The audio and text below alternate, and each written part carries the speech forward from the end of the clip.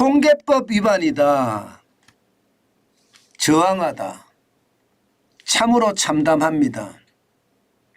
이거는 여러분 황수경 통계청장에 대한 이야기입니다. 제가 이 황수경 통계청장이 청장으로서의 역할을 한 것을 여러분에게 설명드린다는 사실이 온몸에 소름이 돋는 일이에요. 왜냐고요? 이것을 한번 보세요.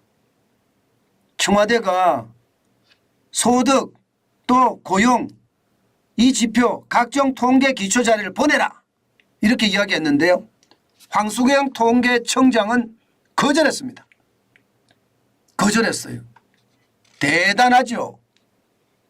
와, 이런 분들이 저는 제대로 된 공무원이자 대한국인이라고 저는 생각합니다. 이런 분들이 많아야 돼요. 만약에 말입니다. 이 통계청장만큼 밑에 있는 실국장 내지는 간부들이 청와대 요구에 조금만 저항만 했다면 통계 조작 다 막을 수 있었습니다. 그런데 말입니다. 이거 진짜 웃긴 일이 벌어집니다. 이 통계청장 황수경 통계청장은요 분명히 이야기합니다. 예, 통계의 기초자료를 밖으로 내보내는 것, 통계를 발표하기 전에 청와대나 다른 곳에 보내는 것, 이것은 통계법 위반이기 때문에 절대로 이루어지면 안 된다. 이렇게 말입니다. 아주 외치고 또 외쳤습니다. 진짜 대단한 분 같아요. 보세요, 실제로. 예, 통계법 위반이니까 청와대에 자료 주지 말라. 밑에 부하 직원에게 지시까지 했습니다. 지시까지. 이번에 감사에서도 말입니다. 황수경 통계청장에 대해서는 조사를 안 하는 거예요. 조사를 안 하는 것으로 올라갔습니다. 그만큼 말입니다. 떳떳한 사람이었어요. 떳떳한 사람. 야, 그런데 진짜 놀라운 일이 벌어집니다. 이게 나란가 싶어요. 이거는요 국정농단 국기문란 이런 문제의 수준을 저는 뛰어넘는다고 생각합니다. 당장 말입니다. 통계청장이 말을 안 들으니까 밑에 말입니다. 통계청 밑에 직원들을 청와대에서 직접 부릅니다. 그리고 시킵니다. 통계청장 모르게 이게 가계소득 지표가 바뀝니다. 바뀌는데 여기에 바뀌는 이유가 취업자 가중치를 만들고 가구 소득을 부풀렸어요. 그래서 마이너스 0.6%인 가계소득 지표, 이거 소득주도 성장을 해야 되는데 가계소득이 떨어진다니까 소득주도 성장이 실패했다 이렇게 이야기가 날 수 있잖아요. 그러니까 이걸 플러스로 만들었습니다. 플러스로 1%로. 그리고 3분기에도 올렸고요. 4분기에도 올렸습니다. 조작이 난무했습니다. 그런데 이런 사실을 황수경 통계청장은 전혀 몰랐다는 사실이에요. 아마 황수경 통계청장이 한국개발연구원 출신이에요. 그러다 보니까 통계청 내에서도 왕따를 했는지 모르겠어요. 문제는 사령탑은 모르고 있고 밑에서는 조작질을 하는 거, 조작질을. 세상에나 어떻게 이런 일이 벌어질까요? 그런데 더 큰 문제가 생겼네요. 어떤 더 큰 문제가 생겼느냐? 여러분, 소득주도 성장이 성공했다는 걸 보여주기 위해서 지표를 이렇게 다 올렸더니 무슨 문제가 발생이 됐느냐?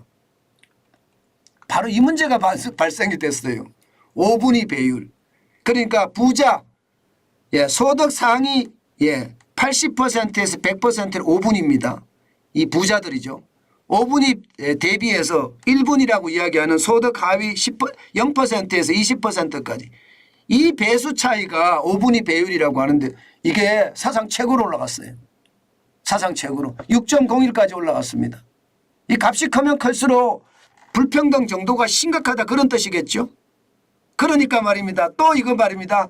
바꿉니다. 어떻게? 가중치 줬던 거 있잖아요. 앞에서 가중치 줬던 거. 예, 이게 뭐, 예, 더 많이 버는 사람들한테 가중치를 많이 주면 통계가 바뀌겠죠. 그죠?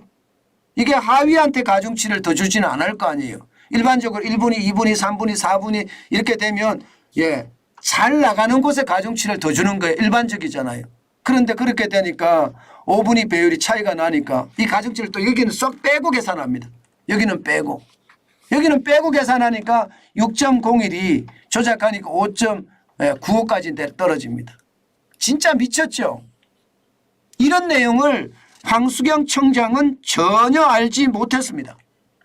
전혀 알지 못했어요. 청와대가 따로 불러요.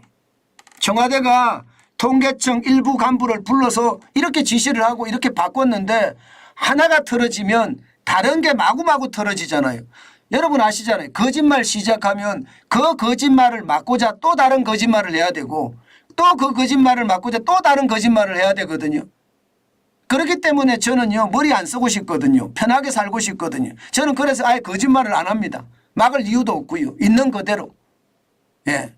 그런데 지금 통계청에서 그런 일이 벌어진 거예요. 막다 보니까 이게 진짜 웃기게 되는 거죠. 그러면서 그 과정에서요. 기초자료를 청와대로 보냅니다. 이거 안 되거든요. 이거는 법적으로 무조건 안 됩니다. 게다가 통계 계산 방식을 바꾸는 것도 불법입니다. 이 모든 것이 황수경 청장 모르게 모든 일이 이루어졌습니다. 야, 뭐 이런 개떡 같은 일이 벌어지는지 모르겠어요. 그것도 청장이 몰랐다는 사실은 충격적이에요. 이거는 말입니다. 여적죄라고 그러죠. 반역죄. 국가 반역죄로 진짜 다스려야 돼요. 결국 황수경 청장이 말을 안 들으니까 1년 3개월 만에 경질해버립니다. 2017년 7월에 16대 통계청장으로 취임을 했는데 2017년부터 시작해서 자료 요구를 계속 해왔어요. 그런데 황수경 청장 계속 요구 거절. 예, 그러니까 예, 이게 언제 날려야 되겠다. 그 생각을 가지고 있다가 실제로 2018년 4월에 청와대 관계자가요. 예, 황수경 청장을 만납니다. 그리고 만나서 말입니다. 이야기하는 것이 예, 왜 다른 기관은 다 협조를 하는데 통계청은 협조를 하지 않느냐 이런 이야기를 했다고 합니다. 그러면서 보고 예, 통계청장은 원리 원칙대로 이야기를 했더니 갑자기 날아간 거예요. 2018년 8월에 경질된 겁니다. 세상에나 이런 일이 벌어지는 거예요. 저는 이것을 보면서요. 대한민국이 여전히 살아는 있구나. 대한민국이 안 죽었구나. 대한민국이 살아있기 때문에 다행이다. 이런 생각이 저는 절로 듭니다. 사실 조금 아쉬운 거는 황수경 청장이 끝까지 반발을 했으면 좋았을 텐데 하는 그런 생각은 들지만 뭐 인터뷰를 하면서 황수경 통계청장이 끝까지 반발은 했다고 해요. 예, 나는 왜 갑자기 경질됐는지 모른다. 그거는 인사권자가 알 일이다. 뭐 이 정도로 말았다고 하는데 점잖은 거죠. 저는 이런 사람이 대한민국의 얼굴이 됐으면 좋겠어요. 예, 저는 이런 사람들이 대한민국을 이끌어 갔으면 좋겠습니다. 이런 사람들이 생겨야지 나라가 발전하고 나라가 더 탄탄하게 될 겁니다.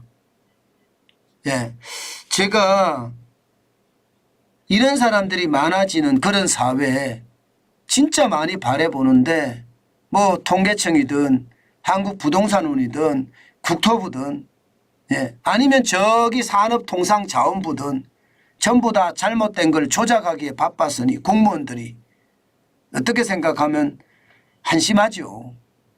그렇지만 그래도 대한민국에는 희망이 있었다. 뭐 이 정도로 예, 결론을 내면 될 것 같습니다. 참 멋지죠. 예, 이런 사람이 많아야 돼요. 그래야지 대한민국이 바뀝니다. 실사구시. 예, 이 해바라기처럼 권력지향적이 아니라 내 소신대로 꿋꿋하게 살아가는 사람, 저는 그것이 대한민국을 크게 바꾸는 동력이다. 저는 그렇게 생각합니다.